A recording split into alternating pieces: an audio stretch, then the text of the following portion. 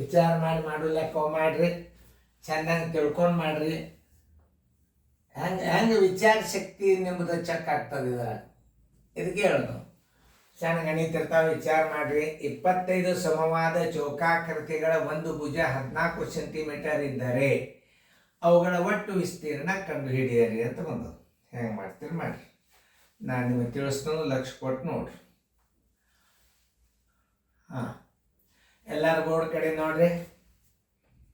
ಚೌಕದ ವಿಸ್ತೀರ್ಣ, ಚೌಕದ ಭುಜ ಬರೋಬ್ಬರಿ, ಚೌಕದ ಭುಜ ಬರೋಬ್ಬರಿ 14 ಸೆಂಟಿಮೀಟರ್. 14 ಸೆಂಟಿಮೀಟರ್. ಒಂದು ಚೌಕದ ವಿಸ್ತೀರ್ಣ ಬರೋಬ್ಬರಿ,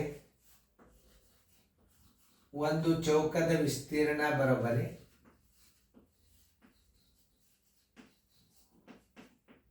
ಭುಜ ಗುಂಡ್ಲೆ ಭುಜ,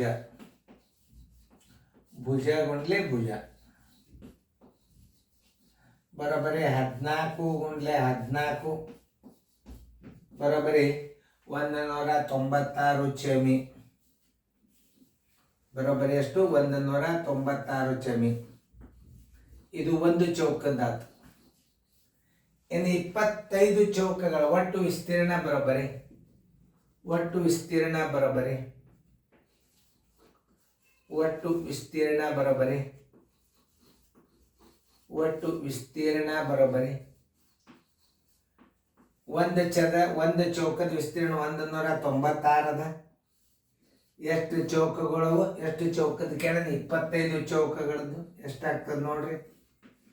ಬರೋಬ್ಬರಿ 25 ಆಗಲಿ 150, ಕೆಲವಂತು 15, 25 ಮತ್ತು 225, 220, 30, 40, 240, 24, 25 ಅಲ್ಲಿ 25, 25, 5, 4, 9, 49,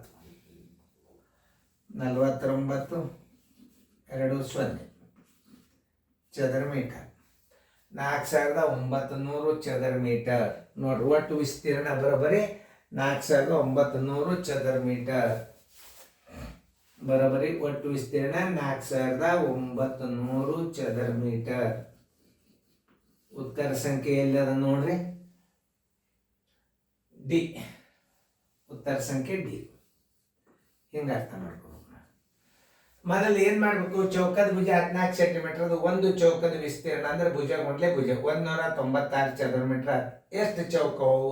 25 ಸಮವಾದ ಚೌಕಾಕೃತಿಗಳ ಒಂದು ಭುಜ ಕೊಟ್ಟ ಅಂದ್ರೆ 25 ಚೌಕಗಳ ವಿಸ್ತೀರ್ಣ. ಅರ್ಥಾತ್ ಏನಿದು?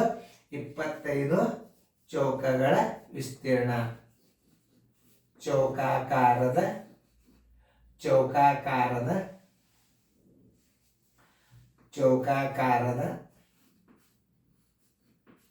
25 ಚೌಕಾಕಾರದ ಒಟ್ಟು ವಿಸ್ತೀರ್ಣ ಬರೋಬ್ಬರಿ ಏನು? ಒಂದು ವಿಸ್ತೀರ್ಣ, ಒಂದು ಚೌಕದ ವಿಸ್ತೀರ್ಣ ಗುಂಡ್ಲೆ 25 ಬರೋಬ್ಬರಿ 4900 ಚದರ ಮೀಟರ್. ಉತ್ತರ ಸಂಖ್ಯೆ ಡಿ. ಇಷ್ಟೇ ವಿಚಾರ ಮಾಡುವಂಥ ಲೆಕ್ಕಗಳಿರ್ತಾವೆ. ಮತ್ತೊಂದೇನಿಲ್ಲ, ಅನುಪಾತದ ಬಂದ ಮಾಡಬೇಕು, ವಿಸ್ತೀರ್ಣ ಕಂಡು ಹಿಡಿದು ಇಂಥವೆಲ್ಲ ಗಣಿತಗಳು ಮತ್ತೆ ಸರಳ ಇರ್ತಾವೆ. ವಿಚಾರ ಮಾಡುವಂಥ ನಾಲೆಜ್ ಅದನ್ನು ಇಲ್ಲೋ ಚೆಕ್ ಮಾಡ್ತಿರ್ತಾರೆ. ಚೆನ್ನಾಗಿ ಬರ್ಕೊಡ್ರಿ, ಚೆನ್ನಾಗಿ ಮಾಡಿರಿ. ಮುಂದಿನ ಗಣಿತ ಮಾತು ಹೇಳ್ತದ ನಿಮಗೆ.